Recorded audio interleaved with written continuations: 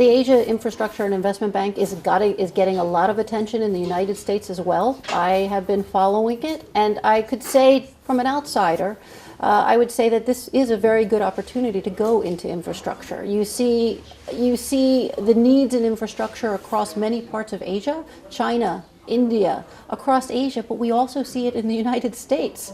The United States has a passing grade, almost failing grade in terms of our infrastructure capacities.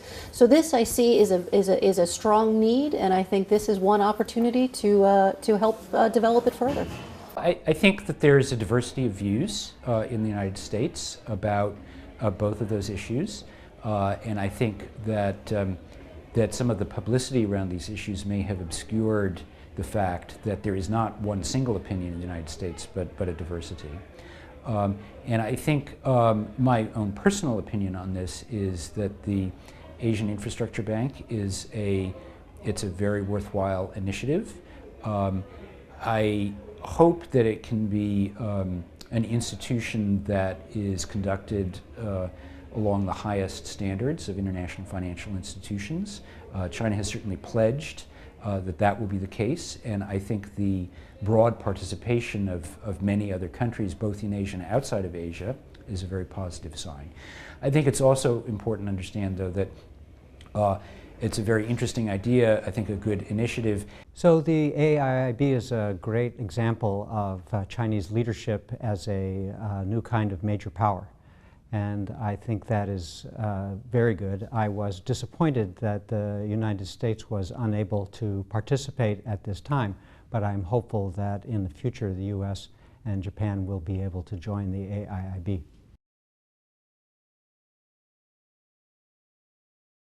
Is going to have to get agreement by governments of Asian and European and elsewhere, from developing countries and from very wealthy industrialized societies.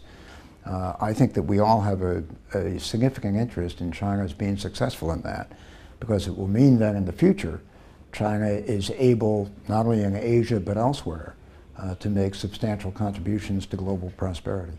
Certainly, the AIIB has been welcomed in many countries, neighboring countries in Asia, in Europe, and in Africa, and etc.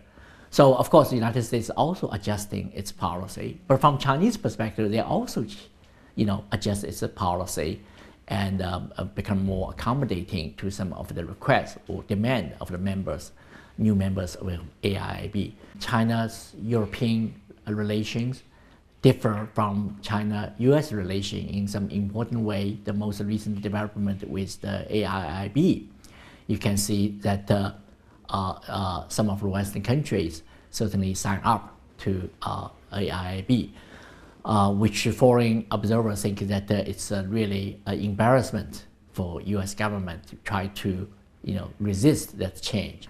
Well, first of all, this policy is relatively new. And of course, from United States, it certainly has some concerns.